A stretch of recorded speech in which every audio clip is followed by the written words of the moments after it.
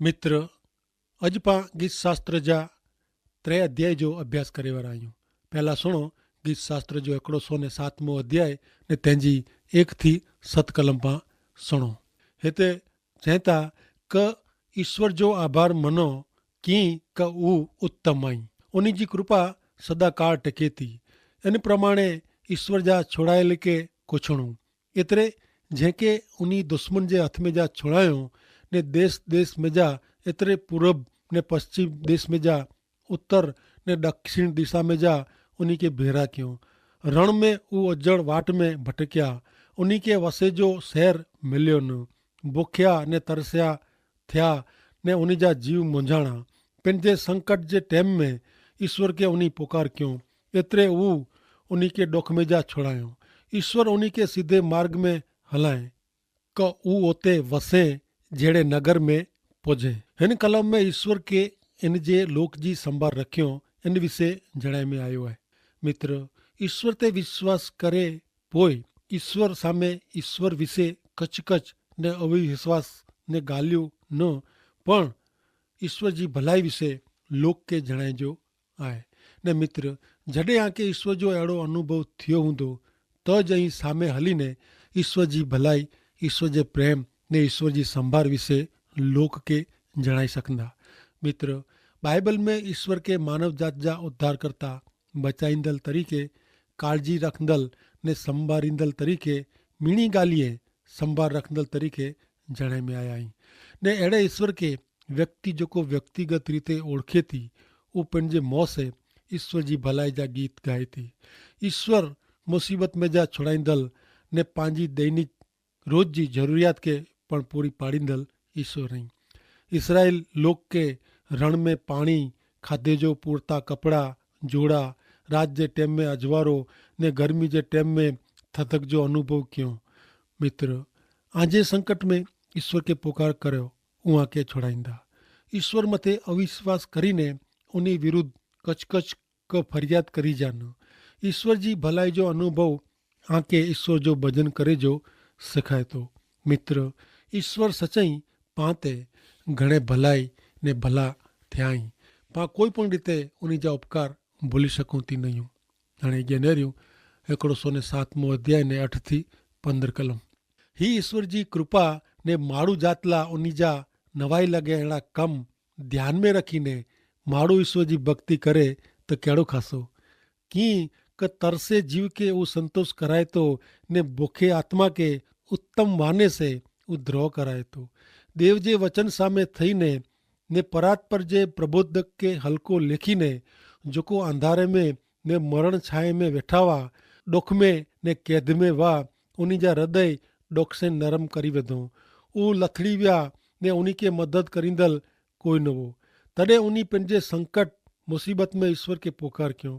एतिरे ऊ उन्हीं के डुख में जा उगारे।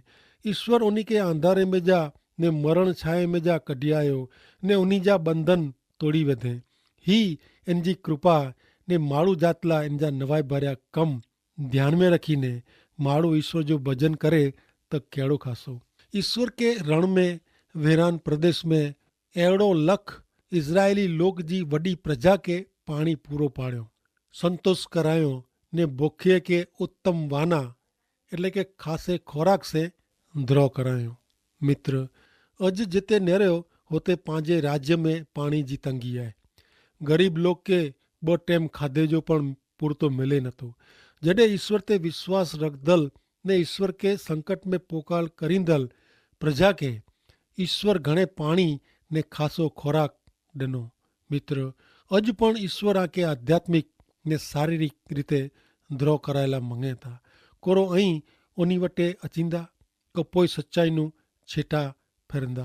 भले हाणे अॻियां नेरियूं गीत शास्त्र जो 107 अध्याय 16 थी 21 कलम। वरी ऊ पितर जा दरवाजा जोड़े, ऊ लोजी थंभलियूं जोरी वेधे। मूर्खा पंहिंजे पाप से ने पंहिंजी बूंडाई से संकट में ने डुख में अची पिया। उन्हीं जा जीव मेड़े जात जे खोराक से कंटारी वञे था ने ऊ मरण नजीक अची पहुचे था। तॾहिं ऊ पंहिंजे संकट में ईश्वर के पोकारीए था ने ऊ उन्हीं जे डुख में जा छोड़ाईए था।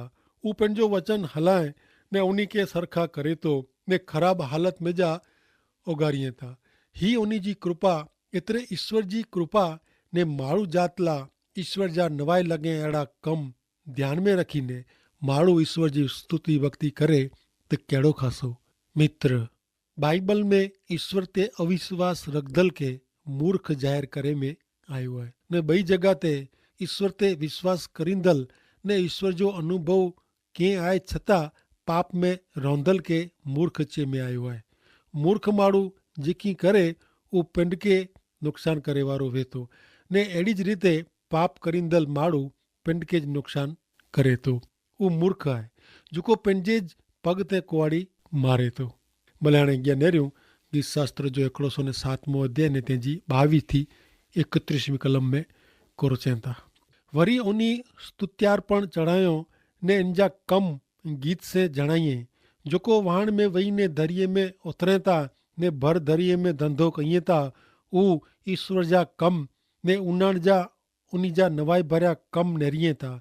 ऊ आज्ञा ॾई ने वायु के એટલે કે પવન કે ચડાઈએ था જેથી इन जा मोजा उछरे था। ऊ आकाश सुधी चढ़े था ने पाछा ऊंडाण में उतरे था। उन्हीं जा जीव त्रास से मोझे था ने ऊ होते होते डोलदल पींदल दारू वारे जी लथड़ियां खेता ने उन्हीं जी बुद्धि कम करे नथी। तॾहिं ऊ पंहिंजे संकट में ईश्वर के पोकार कईए था ने ईश्वर उन्हीं के डुख में जा कढिए था। ऊ तूफान बंद कईए था जेथी मोजा शांत थिए था। तॾहिं शांति थे से ऊ खुश थिए था राजी थिए था ने ऊ उन्हीं के उन्हीं जे इच्छा वारे बंदर ते ठिकाणे पहुचाइए था। ही इन जी कृपा ने माड़ू ला नवाई लगे अड़ा कम माड़ू ध्यान में रखीने ईश्वर जी स्तुति भक्ति करे तो केड़ो खासो। मित्र, ईश्वर पाके प्राकृतिक कुदरती आफत में जा पण बचाईंदल नहीं। अॻियां सुनो 32 थी 43 कलम। लोग पंहिंजी सभा में उन्हीं के वॾो मनो ने वडीलेल जे समाज मंडल में इन जी भक्ति करियो। ऊ नदी जे ठिकाणे रण ने पाणी जी नाली ने छेले जे ठिकाणे कोरी धरती ने उन्हीं जे रहवासी जे पाप जे कारणे फरवारी जमीन जे ठिकाणे खारी जमीन करी वझे था। वरी ऊ रण जे ठिकाणे सरोवर ने कोरी धरती जे ठिकाणे झरणा बनाइए था नदियूं ने नाला बनाइए था। उन्हीं में ऊ बुखिए के वसाइए था ने जेथी ऊ पंहिंजे रेला नगर ॿधिए था। ऊ खेतर में वावणी कईए था ने द्राक्ष वाड़ीअ में रोपल करणी ने इन जे फल जी उपज पैदा कईए था। ऊ उन्हीं के आशीर्वाद ॾिए था ने उन्हीं जी घणे वृद्धि थिए थी वधे था। वरी ऊ उन्हीं जा ढोर ढाक घटेला ॾिए नथा।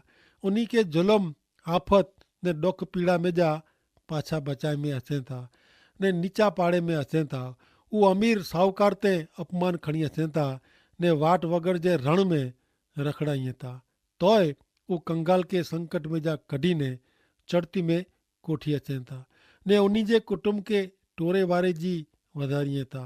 न्याय माण्हू अहिड़ो नेरी ने खुश थींदा ने मिड़े अन्याय करींदल जा मोह बंदि थींदा। जेको ज्ञानी हूंदो बुद्धि वारो हूंदो ऊ ही ॻाल्हि ध्यान में रखंदो ने ईश्वर जी कृपा विषे वीचार करींदो। मित्र, 33 ने 34 कलम में पाप जी असर पाप जो परिणाम जणाए में आयो है। पाप जे कारणे जमीन पंहिंजी फलद्रुपता विनाए थी रसकस वगर जी थई वञे थी नीले रण में फिरी वञे थी। मित्र, आशीर्वादी जीवन श्राप में फिरी वञे थो। पाप श्राप खणी अचे थो। पाप मरण ने पीड़ा ॾे थो। पर नम्रता पाप जी कबूलात ने पछतावो आए तो रण में पाणी ने नीला झाड़ पन नेरेला मिले था। नेरियो अॻियां 35 थी 38 कलम में ऊज जणायो वियो।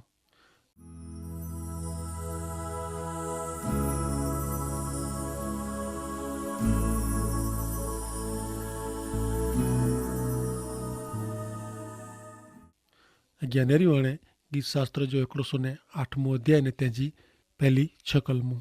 हे ईश्वर, मुझो हृदय मजबूत है। आऊं मुझे खरे दिल से तोजे गीत गाईने स्तुति भजन करींदो। वीणा ने सितार जागो सेबू के आऊं पिंड जगाड़ींदो। हे यहोवा, लोक में आऊं तुंहिंजो आभार मञंदो, प्रजा में आऊं तुंहिंजा गीत गाईंदो, भजन गाईंदो ने तुंहिंजी सच्चाई वॾरे सुधी पुॼे थी। हे ईश्वर, तूं आकाश करता ऊंचो लिखाजे ने तुंहिंजो गौरव पृथ्वी करता वॾो लिखाजे। तुंहिंजे प्रियजन जो छुटकारो थिए, तंहिं लाइ तुंहिंजे जमणे हथનું तुंहिंजो तारण કરીને असांखे जवाब ॾे।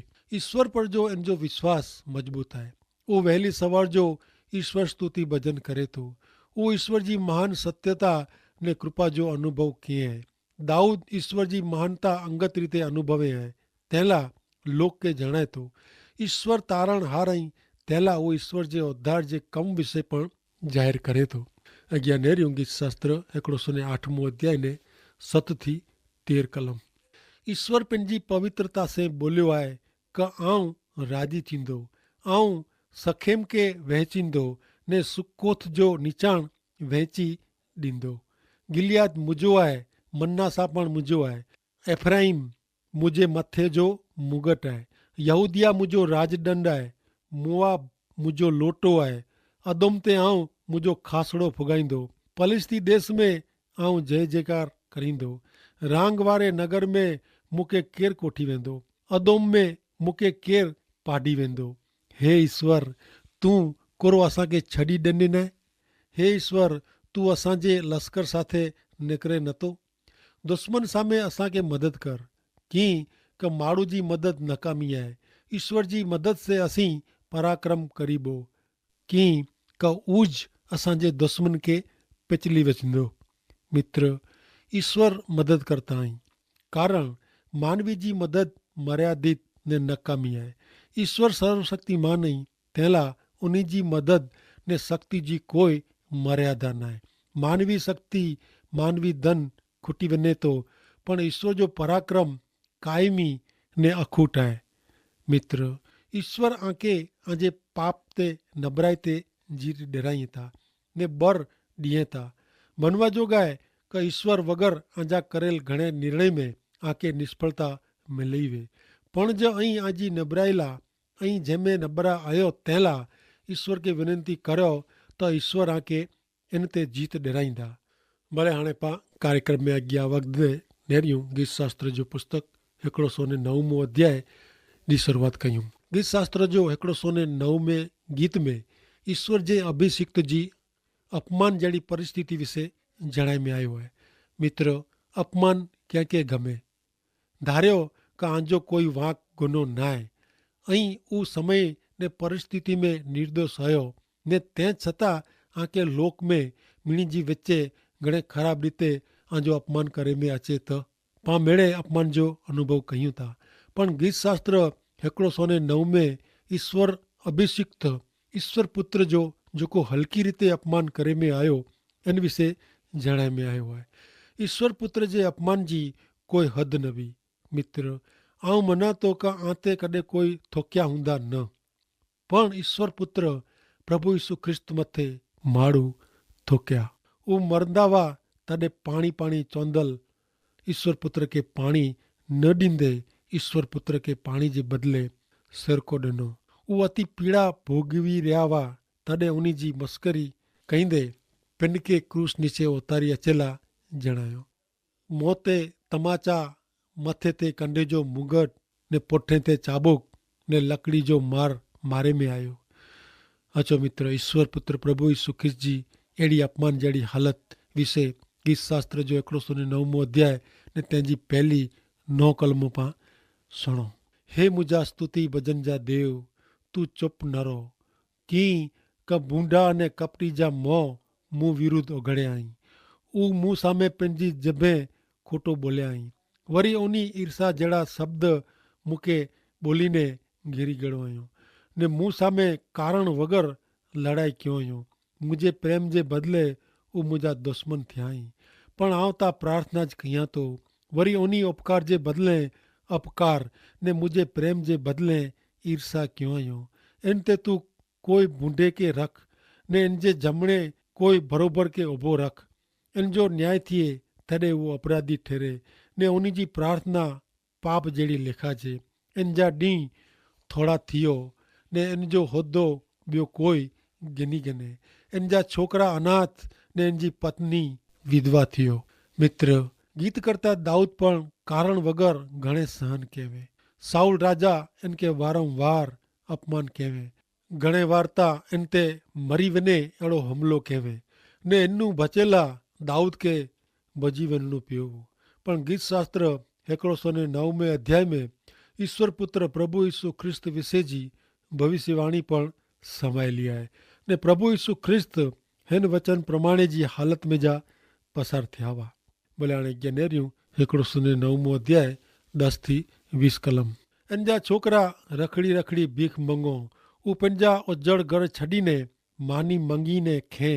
इन जा लेणदार जोर जुलम से मेड़े खणी वञो ने इन जी मेहनत जो फल पारका लूटी गिनो। इन ते कृपा करींदल नरो ने इन जे अनाथ छोकरे ते कोई दया रखंदल नवे। इन जे वंश जो विनाश थियो।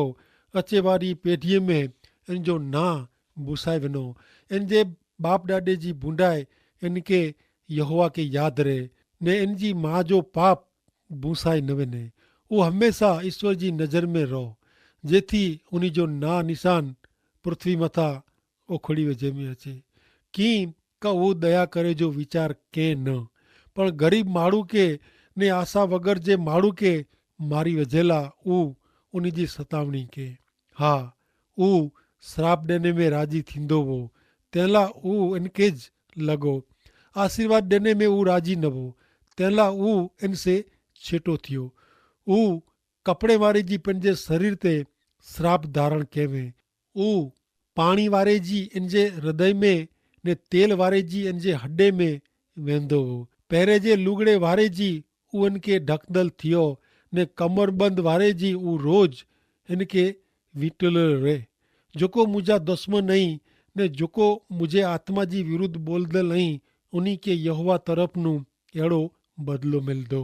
मित्र, कलम 2 થી 15 में यहूदा जे अघोर पाप पोइ इन जी जेको ख़राब दशा थई, इन जे कुटुंब जी जेको हालत थई, इन विषय जणाए में आयो आहे। मित्र, यहूदा यीशु ख्रिस्त के दगो ॾिने। ऊ अॼु पण यादि करे में अचे थो ने अॼु पाण पण हिकिड़ी सिखामण ने चेतवणी रही आहे कि पाण ईश्वर पुत्र प्रभु यीशु ख्रिस्त विरुद्ध न वञो। पाण ईश्वर सामे खोटो करींदल का विश्वासघात न कयूं, कारण जीरे ईश्वर विरुद्ध खोटो आवाज़ करींदल जी पायमाली थिए थी। बाइबल पाण खे चोखी रीते जणाए थो कि जीरे ईश्वर जे हथ में पवणो भयंकर आहे। ईसु प्रभु में ईश्वर पाण खे स्वीकारी पंहिंजे पाप जी माफ़ी ॾिए था, पण जब पाण उन विरुद्ध वञी ईश्वर सामे आवाज़ कयूं त छेवटे पंहिंजो ज विनाश थिए थो। बाइबल में ईश्वर विरुद्ध उथींदल लोक जा अनेक दाख़ला आहिनि ने अॼु पण अहिड़ा घणे लोक आहिनि जेको प्रभु यीशु ख्रिस्त सामे थिया पंहिंजे पाप में चालू ज रहिया, ईश्वर जे कम विरुद्ध थिया ने छेवटे नाश में विया। यहूदा इस्करियोत पण हिकिड़ो दाख़िलो आहे। मित्र, ईश्वर वटे आंजे पाप जी माफ़ी मंगो, प्रभु यीशु ख्रिस्त तव्हांखे माफ़ करींदा। भले हाणे अॻियां नेरियूं गीत शास्त्र जो पुस्तक 109 अध्याय ने 21 થી 31 कलम में कुरो चवनि था, पण हे यहोवा मुंहिंजा प्रभु, तू तुंहिंजे ना जे ख़ातिर मूला उपाय कर। तुंहिंजी कृपा उत्तम आहे, तंहिंला मुंहिंजो छुटको कर। कीअं का आऊं ग़रीब ने दरिद्री आहियां, मुंहिंजो हृदय विंधायलो आहे, ऐं नमेली छांए जहिड़ो थी वियो आहियां। मूंखे तीड़ वारे जी हेॾा होॾा फुगाए में अचे थो। मुंहिंजा घूंटण लांघण से लथड़िया खेता ने मुंहिंजो मांस शक्ति वग़ैरह जो घटी वियो आहे। ऐं उनीला मेणे मारे जहिड़ो थी वियो आहियां। उहो मूंखे नेरीने मथा धोणाईअ था। हे ईश्वर मुंहिंजा देव, मूंखे मदद कर।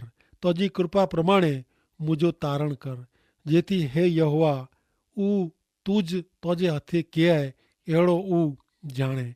ऊ साप ॾे पण तू आशीर्वाद ॾे। ऊ सामा उथिए तॾहिं फजे थी वेंदा, पण तुंहिंजो सेवक मज़ा करींदो। मुंहिंजा दुश्मन वस्त्र वारे जी लज से पादरा थियो, पहिरें जे कोट वारे जी ऊ पंहिंजी शर्म से ढंकाए वेंदो। ऐं मुंहिंजे मुंहं से यहोवा जो घणे आभार मन्दो। हा, घणे लोक में आऊं इन जो भजन गाईंदो। की क गरीब जे आत्मा के अपराधी ठहिराईंदड़ तारण ॾिनला यहोवा इन जे जमणे हथे उभो रहंदो। प्रभु यीशु ख्रिस्त के जॾहिं जले में आया तॾहिं उन गेत्सेमानी वाड़ी में ईश्वर पिता के प्रार्थना कयूं। हू पंहिंजी मन जी पीड़ा, पंहिंजी मानसिक, शारीरिक ने आध्यात्मिक स्थिति ईश्वर के जणायो। हा मित्र, हेवर पां जेको गीत शास्त्र 109 अध्याय तंहिंजी 21 थी 31 वचन सोया, इन प्रमाणे ज ईश्वर पुत्र जी दशा થઈ हुई ने તે પોઈ પણ ભયંકર પીડા में क्रूस ते पण प्रभु यीशु ख्रिस्त ईश्वर पिता के प्रार्थना ज कयूं। सॼी मानव जात जो पाप जो देवो भरपाई थियो न ત્યાં સુધી ઈશ્વર ઉની કે સંપૂર્ણ રીતે નિચોડી વિધો ને પાપ જો દેવો સંપૂર્ણ રીતે ભરપાઈ થઈ ગયો। તડે પેંડ પ્રભુ ઈસુ ખ્રિસ્ત જ્યો પોકાર્યો ત્યાં સંપૂર્ણ થયો। પાપ જો દંડ પૂરેપૂરો ભરપાઈ થયો।